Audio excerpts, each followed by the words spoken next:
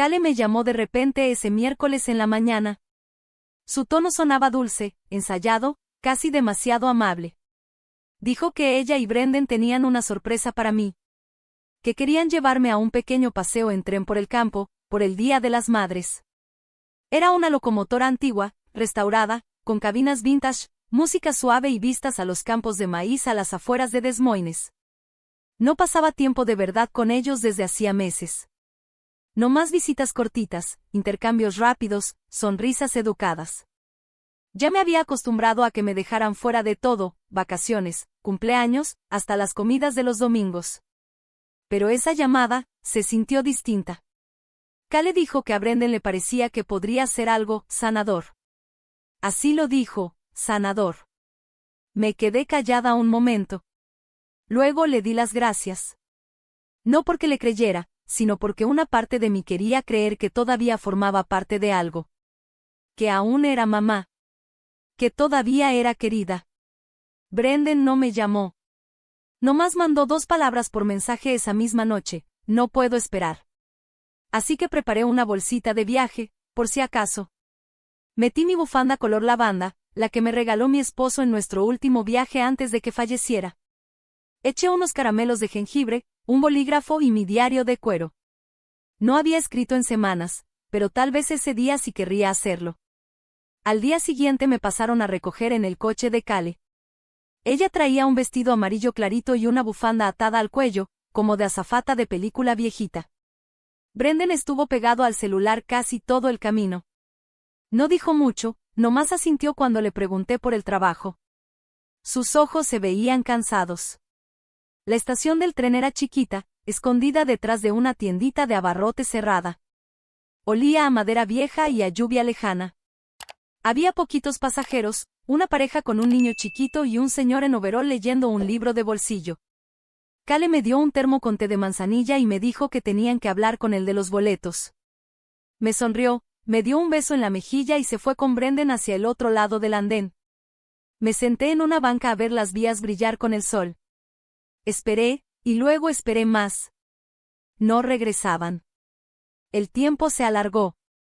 Primero 10 minutos, luego 20. Me paré y caminé hacia donde los vi irse, y ya no había nadie. Solo encontré una notita doblada, pegada con cinta debajo de la banca. Decía: si todavía conserva su mente, encontrará el camino de regreso. Y en ese momento, todo cambió. El papel se sentía delgadito en mi mano, demasiado liviano para lo que decía.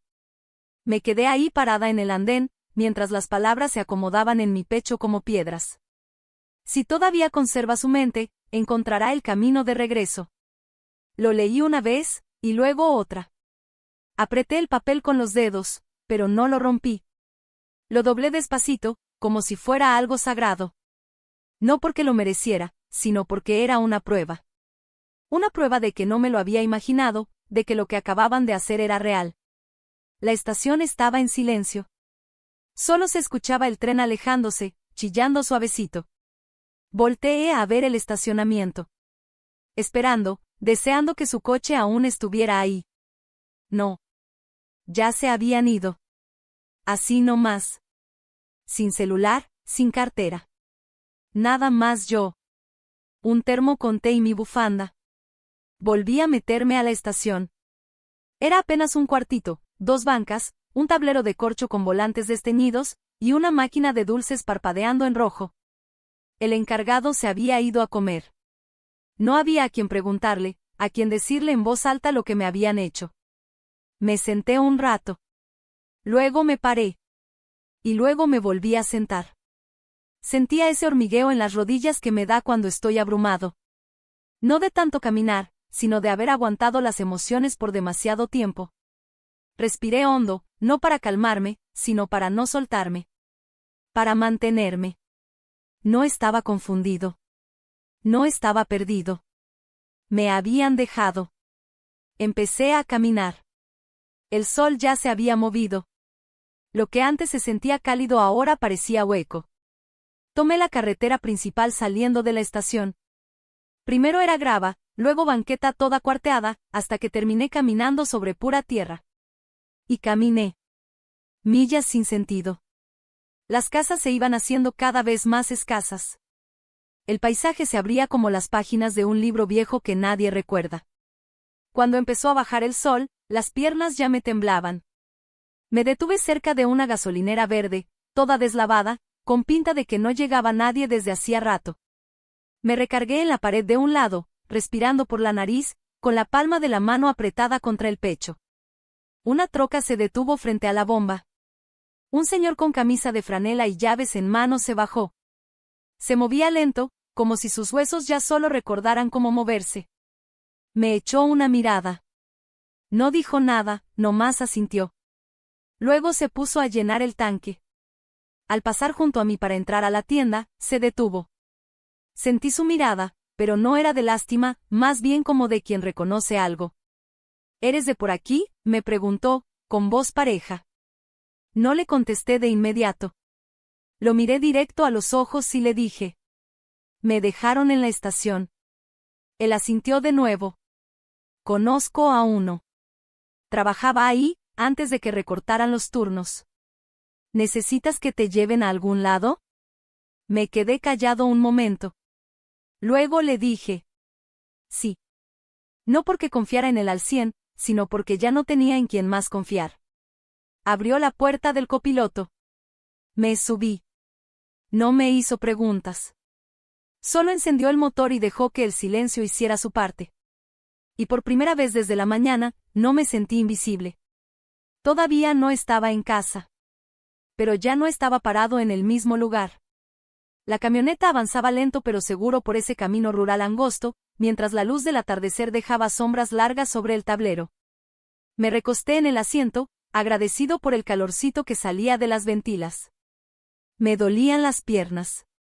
Me dolía la espalda de tanto andar, pero mi mente estaba más clara que en días.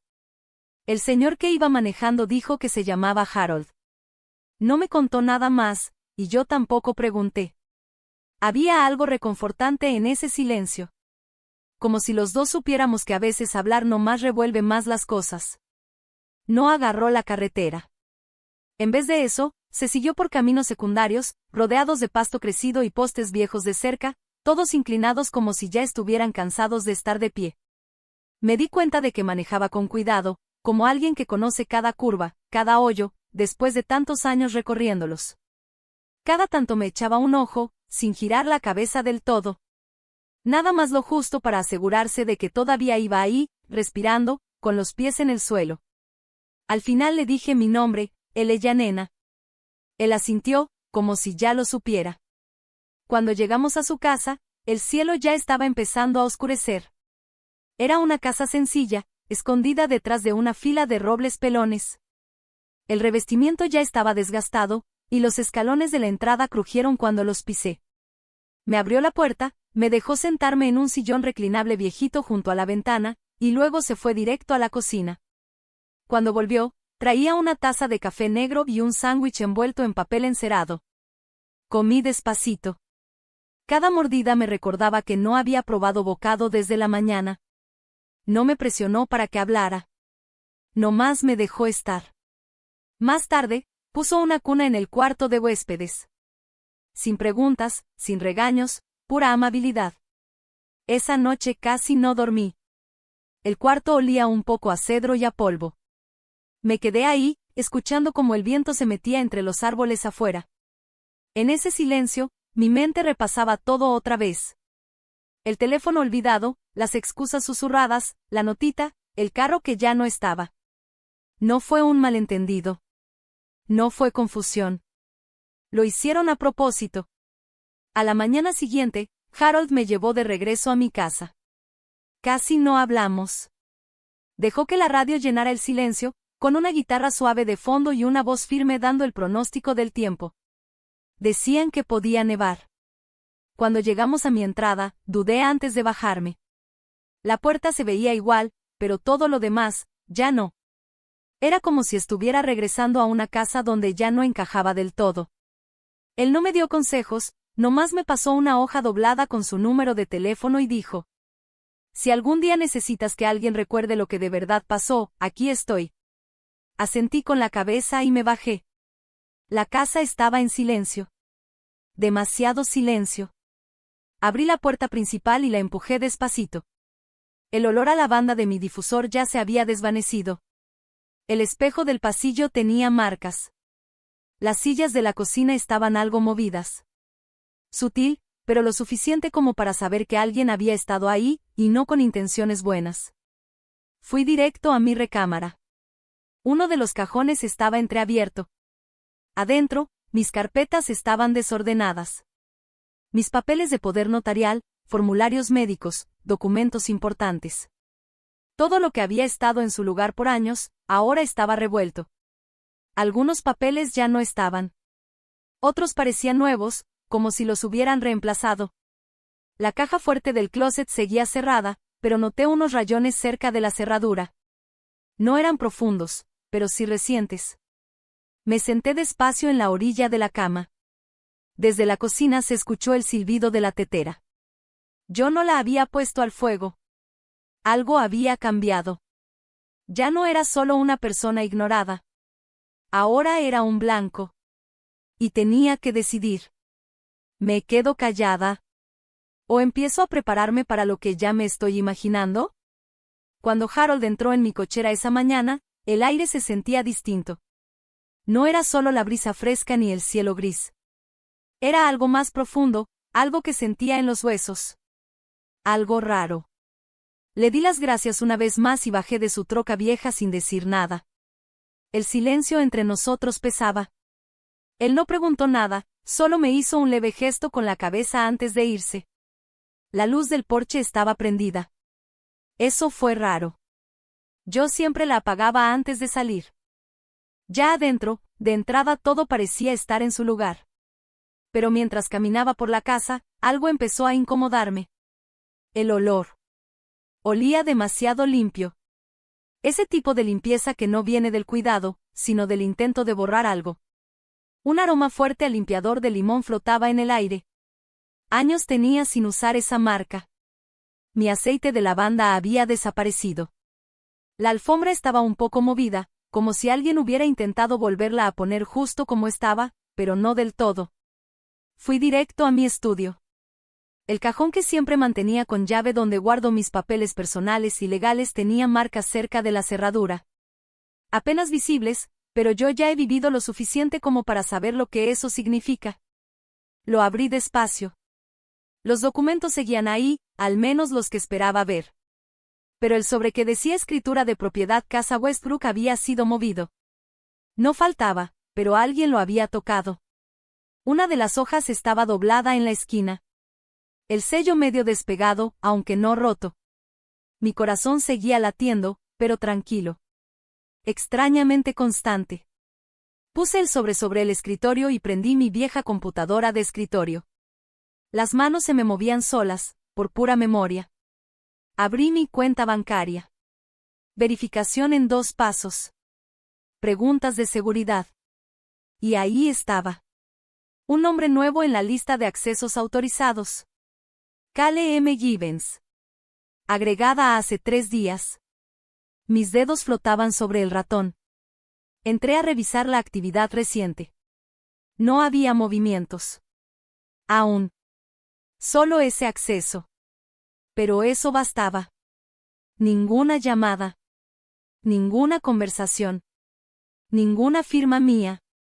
Ese nombre no tenía por qué estar ahí. Cerré la laptop. Me senté en el sillón de siempre, el de al lado de la ventana, donde leo. La casa estaba en silencio, pero ya no sentía que fuera mi casa. No del todo. Me acordé de cómo me miró Cale la semana pasada. Esa forma lenta en la que puso su mano sobre mi brazo y sonrió, demasiado dulce. Esa clase de sonrisa que dan antes de llevarte a un lugar más tranquilo, a descansar. A un lugar lejos. Me quedé ahí casi 1 hora, viendo cómo el viento jugaba con el arce viejo del jardín. No lloré. No caminé de un lado a otro. Tampoco me enojé. Solo respiré. Respiraciones profundas, constantes. Luego me levanté, fui al closet del pasillo y bajé mi vieja bolsa de viaje. La abrí despacio. Metí una libreta nueva, un bolígrafo, y el celular desechable que había comprado el otoño pasado, cuando Kale mencionó meterme a un plan familiar. Ella creyó que lo tiré. No lo hice. Cerré la bolsa y la escondí debajo de la cama. Esa noche iba a dormir. Pero mañana empezaba. Al día siguiente me levanté temprano. El aire estaba cargado. Como antes de que se venga una tormenta. Preparé mi té, me senté en el mismo sillón junto a la ventana y saqué la libreta nueva que había guardado la noche anterior. En la primera hoja, en la esquina de arriba, escribí la fecha. Y empecé. No con grandes ideas. Con hechos. Fríos. Directos. La luz del porche estaba encendida al llegar. Cerradura del cajón, rayada. El sello del sobre, despegado. Acceso a la cuenta bancaria modificado. Nombre agregado, Kale M. Gibbons. Cada línea, solita. Clara. Sin emociones. Como si fuera una enfermera apuntando los signos vitales de un paciente, en una caída lenta. Una hora después, guardé la libreta debajo de una tablita suelta en el pasillo. Ya había usado ese escondite antes. Nadie lo conocía, excepto Daniel y yo, hace años. Sentí una punzada de calor en el pecho al pensar en él. En su confianza. Luego se me pasó. Esa misma tarde, Brendan llamó. Su voz tenía esa suavidad gastada que recordaba de cuando era niño, como si siempre estuviera pidiendo perdón por adelantado. Me preguntó si necesitaba algo. Le dije que estaba bien. Dijo que quizá mañana podría pasar, nomás para ver cómo estaba. No le pregunté por qué. Le di las gracias y colgué. Al día siguiente llegó como a las 4. Traía sopa. Se sentó medio incómodo en el sillón mientras yo me movía lento por la cocina. Me da gusto que estés de regreso, mamá, dijo. Bajé la mirada. Asentí sin verlo directo a los ojos. Gracias. Me preguntó cómo me había ido. Le contesté con palabras sueltas, sin decir mucho. Entonces hizo una pausa, justo cuando guardaba las cucharas. Dejó que el silencio se estirara. Kale ha estado preocupada por ti, dijo por fin. Me volteé y lo miré con esa dulzura ensayada que ya había practicado frente al espejo. Qué linda, le dije. Es muy amable. Y volví a meterme en el cajón. Se fue a los 20 minutos. Esperé a que el sonido del motor de su coche se apagara por completo y luego fui a revisar la puerta principal. Esa mañana había puesto una calcomanía chiquita justo detrás del marco. Ya estaba despegada. Alguien había intentado mover la cerradura desde afuera. Esa noche vino Kale. Traía pan de plátano, todavía tibio. Extrañaba nuestras pláticas, dijo, sonriendo. Le regresé la sonrisa, despacio. Yo también. Nos sentamos en la cocina a platicar un rato. Me preguntó si me había tomado mis vitaminas. Asentí. Mientras yo me paraba a traer más té, la observé de reojo. Su mirada se detuvo cerca del pasillo, justo donde está el closet de los abrigos. El mismo closet con el estante de arriba donde antes guardaba mis documentos de viaje. Dejé caer una cuchara a propósito. Al agacharme para recogerla, la vi. Se había levantado un poco, dio un paso hacia el pasillo. Pero se detuvo, se rió bajito y regresó a su silla. Más tarde, esa misma noche, volví a abrir la libreta. Brendan visita sopa. Evita contacto visual, observa armario. Kale mirada fija hacia closet de abrigos mientras estoy de pie. Interés evidente, pero se contiene. Luego cerré el cuaderno y lo guardé bajo llave. No me dormí enseguida. Me quedé sentada en la cama, respirando hondo y parejo. Escuchando el zumbido del refrigerador al fondo del pasillo. Ahora cada detalle importaba.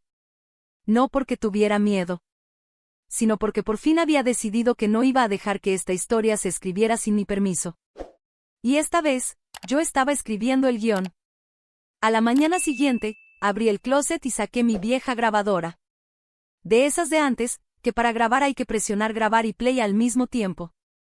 Estaba llena de polvo. La probé con una pila nueva. Todavía servía. Ese clic suave, ese zumbidito mecánico, me reconfortó más de lo que esperaba. La dejé cargando en una esquina, tapada con una toalla doblada, en el cuarto de visitas. Ese mismo cuarto al que Cale siempre entraba cuando decía que venía a ayudarme con los papeles. Siempre se ofrecía. Siempre insistía en que me echaba la mano. Pero yo había dejado de creerle desde hacía meses. Ahora me movía más lento, sí. Pero no por cansancio, sino por estrategia. Dejaba que las tazas tintinearan un poquito cuando las agarraba. Dejaba que los pensamientos se me fueran a media frase. Un ceño aquí, una llave extraviada allá. Cale se dio cuenta. Has estado un poco olvidadiza últimamente, ¿verdad?, me dijo con dulzura, una tarde que me ayudaba a rellenar la lata de té. Le sonreí leve. ¿A poco sí? Me dio una palmadita en la mano. A todos nos pasa, mamá. Esa noche hice otra anotación en mi libreta. Cale vuelve a mencionar el tema de la memoria. Lo hace con suavidad. Está tanteando. Después empecé a usar un pequeño calendario pegado junto al refri. Anoté citas que no existían. Reuniones con personas que no había visto en años. Me dejé notitas en lugares raros. Una vez pegué un recordatorio para apagar la estufa, en el espejo del baño. Cale lo vio. Pasaron 2 días. Primero puso cara de preocupación. Luego, de alivio. Pensó que no me di cuenta, pero le tomó foto a la nota. Estaba funcionando. El viernes la invité a tomar el té. Llegó con una agenda nueva para mí. Dijo que me serviría para llevar mejor el control de cosas. Adentro traía un folleto sobre servicios de apoyo para adultos mayores. Lo tomé con un gesto de cabeza y me disculpé para ir a la cocina. Ahí, la grabadora estaba escondida bajo el cajón de la estufa. Más tarde, cuando revisé la cinta, escuché su voz. Brendan y yo solo queremos que esté bien. Una vez que presentemos el formulario, es solo temporal. Lo mantendremos en silencio. Archivo. ¿Qué? Rebobiné. Le puse play otra vez. Su tono era calmado, pero firme. Estaban tramando algo. Copié el audio a una USB. La nombré visita de junio. La guardé dentro de una vieja lata de costura. La misma que Cale me regaló hace 2 navidades. Sí, lo noté. La ironía no me pasó de largo. Esa noche, volví a leer mis anotaciones. Y ahí estaba, los patrones. Cada visita. Cada mirada sospechosa. Cada vez que Cale me ayudaba con el correo. O se ofrecía a organizar mis papeles. Todo sumaba. No era paranoia. Era algo más grande que una sospecha. Escribí 3 páginas más. Anoté los silencios raros de Brendan, esos cambios en su tono. La forma en que me veía ahora. Ya no era con cariño. Era con cálculo. Con intención. Luego apagué todas las luces y me quedé sentada en la oscuridad. Escuchando solo mi respiración. Ya no estaba reaccionando nada más. Me estaba preparando. El domingo por la tarde invité a Cale otra vez a tomar el té. El sol entraba por las cortinas de la cocina, cálido, casi falso. Preparé manzanilla, le eché un poquito de lavanda, como a ella le gusta. Puse 2 galletas de jengibre en un plato de porcelana que tenía años sin usar. Todo estaba puesto con intención. Ella llegó alegre, con esa voz dulzona y cantadita que usaba con sus alumnos. La escuché con atención mientras hablábamos. Mis ojos no se apartaban de su rostro. Comentó lo tranquilo que se sentía todo, lo bonito que era que yo aún tuviera mi rutina. No sabía que ya había escondido la grabadora justo bajo el cojín del sillón donde siempre se sentaba. Charlamos de cosas ligeras. Del trabajo de Brendan, de una alumna que le había llevado una flor. Y luego volvió al tema de la agenda. Ya empecé a registrar algunas cosas por ti, dijo, rozando con los dedos el borde de su taza de té. Oh, solo cositas, renovaciones de médicos. Brendan y yo podríamos ayudarte pronto a manejar tus citas. Hay un proceso para eso. Sus ojos no se despegaron ni un segundo del borde de su taza mientras decía eso. Suena importante, dije bajito. Asintió, y luego, como si nada, lo soltó. Ya empezamos a meter los papeles para la tutela temporal. Solo mientras se tranquilizan las cosas. Es por tu bien. Sentí que mi corazón no se aceleraba, al contrario, se calmaba. Había ensayado este momento muchas veces en mi cabeza. Asentí despacio, tomé un pañuelito y fingí que me sonaba la nariz. Ella me dio otra palmadita en la mano. Siempre tan amable, tan autoridad. Esa noche, cuando se fue, saqué la grabadora. Reproduje la cinta una vez. Y luego otra vez. Su voz sonaba clara, tranquila. Como si hablara de la lista del súper. Pero las palabras estaban ahí. Ya empezamos a presentar los papeles. Me senté en la mesa de la cocina con la libreta abierta. Me quedé viendo la última frase que había escrito. Y entonces hice algo que no había hecho en más de 5 años. Tomé el teléfono y marqué a Marta Ritz. Contestó al segundo timbrazo. Su voz era firme, igualita que en los viejos tiempos, cuando íbamos juntas a yoga. Le recordé quién era. Se rió, acordándose de la clase donde me caí en la postura del árbol y culpé al aire. Pero cuando le conté lo que estaba pasando, su tono cambió por completo. ¿Tienes documentos?, me preguntó. Serena, pero directa. Sí. ¿Y grabaciones también? Bien. No los enfrentes todavía. Vamos a empezar con una congelación. Al día siguiente, me encontré con Harold en el restaurancito del pueblo. No habíamos hablado mucho desde aquel día en que me recogió en la estación, pero su presencia nunca se había ido. Me escuchó sin interrumpir. Y al final, solo asintió una vez. Y empujó su plato a un lado. Tengo otra caja fuerte en la casa y también una llave extra. Le entregué a Harold la USB, el cuaderno y un sobresellado con mi testamento más reciente. Él los guardó en la bolsa de su abrigo sin hacer drama, luego sirvió más café y habló del clima. Nada de discursos, nada de voces altas. Solo 2 personas acomodando piezas. Y por primera vez en semanas, dormí toda la noche. Me encontré con Marta en una salita tranquila dentro del centro legal para adultos mayores, en el centro. El edificio olía a cera para madera y a papeles viejos. Me sentí en terreno conocido. Ella traía puesto su saco gris y zapatos bajos, como si fueran parte de su armadura. Pero cuando me vio, su cara se suavizó. Le di la USB, el cuaderno, y una copia impresa de mi testamento. Me preguntó si tenía respaldo. Asentí. Harold tenía otra copia. Nos sentamos frente a frente. Ella abrió su libreta y empezó a tomar nota mientras yo le contaba todo. Desde la estación del tren, la nota pegada bajo el banco, los papeles que habían sido movidos. Y ese tono tan calmado de Cale cuando mencionó la tutela. Marta no se sorprendió. Solo escribió, subrayó, asintió. Maltrato coercitivo a adultos mayores, dijo bajito. Pasa más seguido de lo que uno cree. Sobre todo cuando hay un hijo con buenas intenciones y una nuera muy estratégica. Me enseñó un formulario legal llamado Orden de Protección Preventiva. Está pensado para casos donde alguien sospecha que están por quitarle su autonomía, sin su consentimiento. No era una acusación. Era una congelación legal. Impedía que nadie tomara decisiones sobre mí hasta que un juez escuchara mi versión. Lo firmé. Ella puso su mano sobre la mía cuando dudé un segundo. Esto va a quedar archivado de forma confidencial, me dijo. Ni Brendan ni Cale sabrán que existe, hasta que intenten mover algo. Le agradecí. Ella lo minimizó, solo me recordó. Haz como si nada. Mantén tu rutina. Que piensen que todo sigue igual. Esa noche volví a casa de Harold.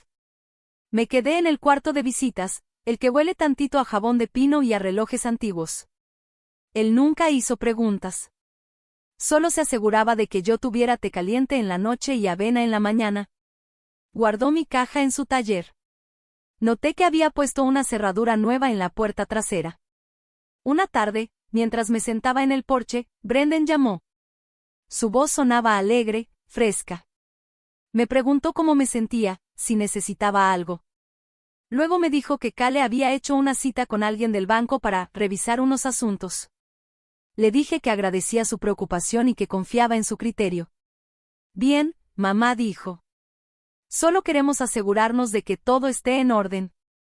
Al día siguiente, Marta me llamó.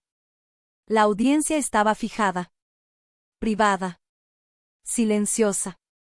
En 3 semanas. Hasta entonces, debía mantenerme en calma. Hablar poco. Aparentar inseguridad cuando tocara. Agradecer la sopa. Dejar que creyeran su versión de la historia. Y así lo hice. Ese fin de semana fui a comer con ellos. Me senté frente a Kale, mientras ella le decía a Brendan que quería planear un viaje a la playa. Me reí de sus anécdotas sobre sus alumnos. Le pregunté cómo iba el jardín. Esa noche, la sorprendí parada cerca del pasillo, mirando hacia mi oficina. Le ofrecí un té. Dijo que no, que ya estaba cansada. Le sonreí. La dejé ir. Esa noche volví a casa de Harold. Me senté en silencio. Y esperé. No estaba enojada. Ni siquiera triste. Estaba tranquila. Las piezas ya se estaban moviendo, y ellos ni sabían que el tablero había cambiado. Brendan llegó esa misma tarde, sin avisar. Justo acababa de terminar de regar los helechos del porche cuando escuché el sonido familiar de sus llantas en la grava. Por un momento pensé en no abrir. Pero me sequé las manos con el mandil y fui a la puerta. Ahí estaba, con su camisa tipo polo bien planchada y una bolsa de papel de la panadería que me gusta. Sonrió, pero de esos gestos que no llegan a los ojos. Su mirada se fue directo hacia el interior de la casa. Me hice a un lado para dejarlo pasar. Nos sentamos en el solario, donde entra esa luz tranquila de la tarde. Empezó hablando de cosas sin importancia, que como estaba Harold, que si ya había visto que las hortensias estaban floreando. Luego se inclinó un poco hacia adelante, con los codos sobre las rodillas. ¿No te has estado olvidando de algunas cosas últimamente?, me preguntó. Dijo que Kale le había contado que se me habían perdido las llaves varias veces. Le dije que sí, una vez. Pero que las encontré luego, sin problema. Asintió despacito, como si eso confirmara algo que ya traía en mente. Después me preguntó si todavía me acordaba de la contraseña de mi banca en línea. Lo miré un rato. Luego le dije que la tenía anotada por ahí, pero que en ese momento no la recordaba. No cambió la cara, pero sí noté cómo se relajó un poco. Volvió al tema casual, dijo que Kale había estado hablando con alguien del banco, nomás para facilitar las cosas, por si algún día yo necesitaba ayuda con los pagos. Todo lo decía como quien platica del clima, pero cada palabra se notaba ensayada. Le pregunté si todo andaba bien de su lado. Dudó un poco, y luego confesó que el trabajo estaba inestable, que el mercado estaba difícil, y que no sabía cuánto tiempo más duraría su puesto. Ahí estaba la grieta. Asentí despacito y le dije que entendía. Que los tiempos eran complicados para todos. Sonrió, con una mezcla de alivio y vergüenza. Después me dijo, con ese tono amable y tranquilo que usan para que uno no se alarme, que él y Kale habían estado hablando con un asesor sobre planificación a futuro. Que tal vez iban a llegar unos papeles por correo y que no me preocupara. Le pregunté si eran sobre mis directivas médicas. Dijo que sí, entre otras cosas. Dijo que todo era por si llegaba a pasar algo. Usó esa frase, actuar en tu mejor interés. Fue en ese momento que todo me quedó claro. Brendan, mi hijo, ya había cruzado la línea. No porque quisiera hacerme daño, sino porque ya se había convencido de que yo necesitaba protección.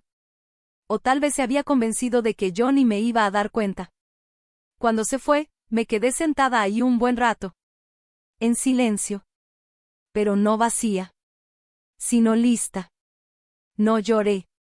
Tampoco me sentí enojada. Lo que sentí fue distancia. Esa distancia silenciosa y dolorosa que se va formando poco a poco, y que, sin darte cuenta, un día ya está completa. Brendan no venía a visitarme. Venía a medirme. A calcular hasta cuándo podía aguantar. A ver cuándo podrían dar el siguiente paso. Esa misma noche le escribí a Marta desde el teléfono de Harold. Le dije que había que acelerar el proceso.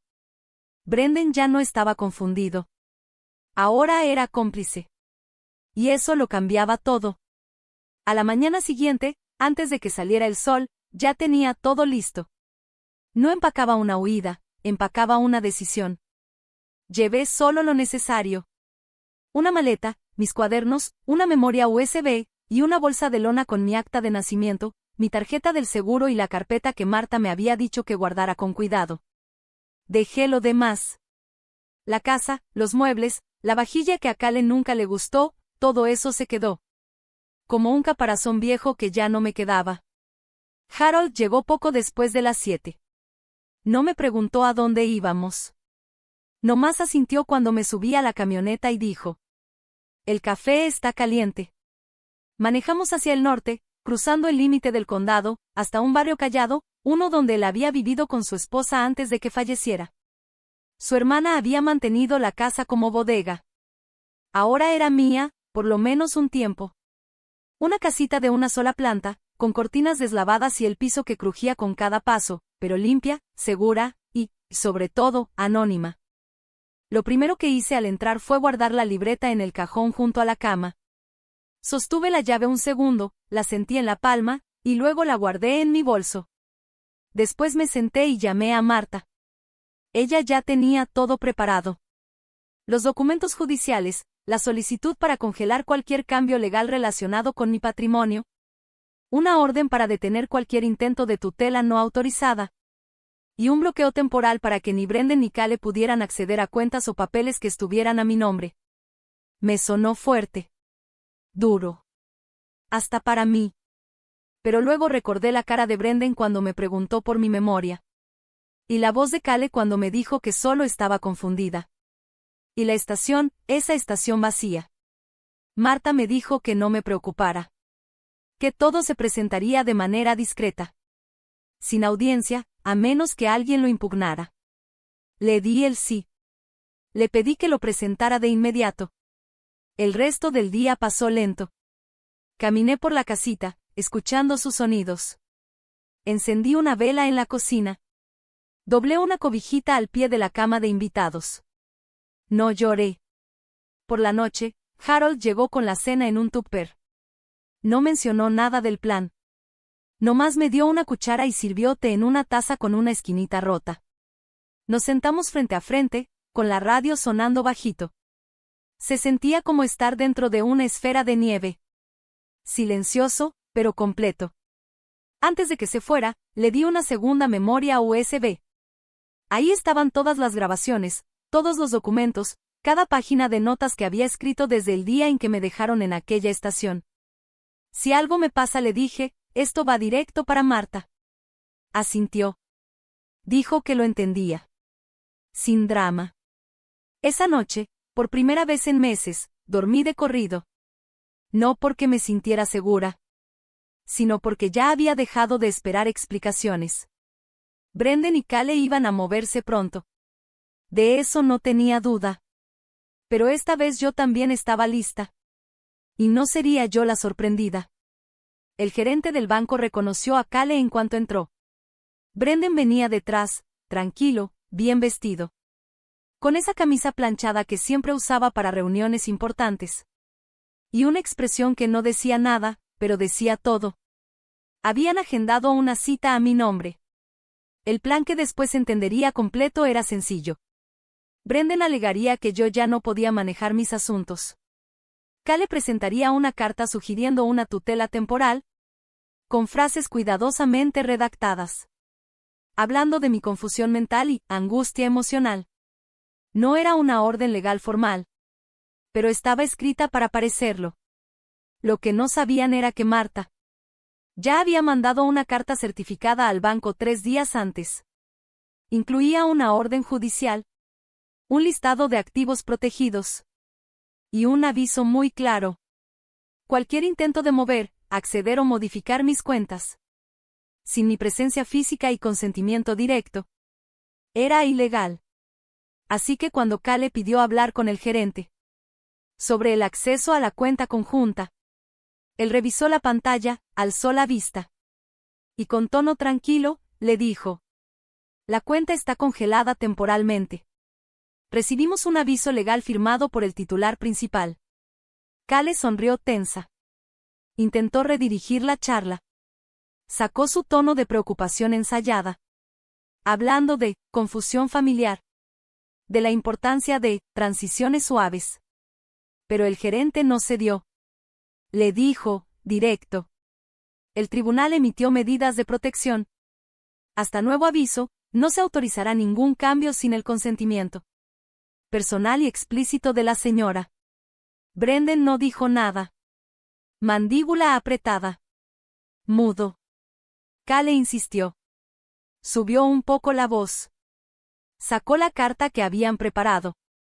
La puso sobre el escritorio como si fuera ley. El gerente solo negó con la cabeza. No había nada que hacer. Cuando Cale se negó a retirarse, el personal del banco llamó a seguridad. Brendan intentó calmar la situación, murmurando algo sobre un malentendido. Quiso limpiar la escena. Pero el daño ya estaba hecho. Su plan se había venido abajo antes de siquiera arrancar. Esa tarde, de vuelta en casa de Harold, me senté junto a la ventana cuando me llegó el mensaje de Marta. Lo intentaron, decía. Pero la cuenta está blindada. Estás a salvo. No sonreí. No porque no me sintiera aliviada, sino porque finalmente entendí algo más hondo que el miedo. Ellos no solo intentaron quitarme el dinero. Intentaron borrar la línea entre el cariño y el control, entre la preocupación y la manipulación, entre ser familia y jugar a ser dueños de tu voluntad. Y ahora se toparon con lo único que no esperaban. Silencio, respaldado por la ley. No les dije que me había cambiado de casa. Salí temprano por la mañana, antes de que la luz cambiara la forma del porche. Llevaba solo una maleta. Harold me llevó en su camioneta sin decir mucho. El silencio entre nosotros no era incómodo. Era limpio, como si algo finalmente hubiera cerrado su ciclo. Antes de irme, dejé un sobre debajo de la puerta principal. Adentro coloqué 3 cosas. La primera era una copia impresa de la grabación de audio. La voz de Cale, clara y fría.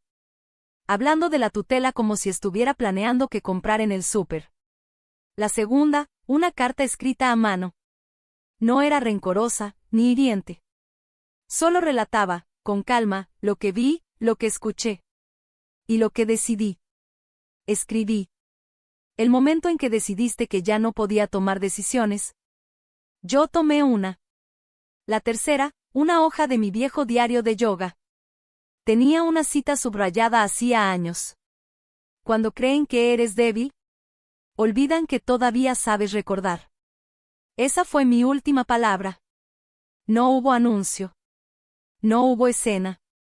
No hubo discusión de sala. Solo una carta, y el silencio más claro que he tenido en mucho tiempo. En casa de Harold, comencé de nuevo. Pequeñas rutinas. Daba sesiones de respiración tranquila para 2 señoras de la iglesia. Mantenía las ventanas abiertas. El aire olía distinto, más ligero, como si ya no tuviera que cargar con lo no dicho. Marta me llamó para avisar que el juez había aprobado el bloqueo total de cualquier movimiento sobre mis cuentas antiguas. Me dijo que ya podía iniciar el proceso para reasignar todo otra vez solo a mi nombre. Pero le dije que no. En lugar de eso, transferí todo a una nueva fundación, silenciosa, sin nombre rimbombante. Una que apoyara a mujeres mayores de 60. Que alguna vez sintieron que perdían el control de su dinero, de su voz o de su respiro. Yo no necesitaba venganza. Necesitaba paz. Y esa paz no llegó con disculpas, sino con la decisión de ya no esperarlas. Si alguna vez sentiste que tu silencio fue tomado como debilidad, si alguien cercano intentó borrar tu poder tras una sonrisa, espero que esta historia te recuerde algo. La dignidad no siempre grita. A veces solo recoge su maleta, sale por la puerta y no regresa jamás. Si esta historia resonó contigo, me gustaría saberlo. Comparte tus pensamientos, tu historia. O simplemente unas palabras tranquilas. No estás sola.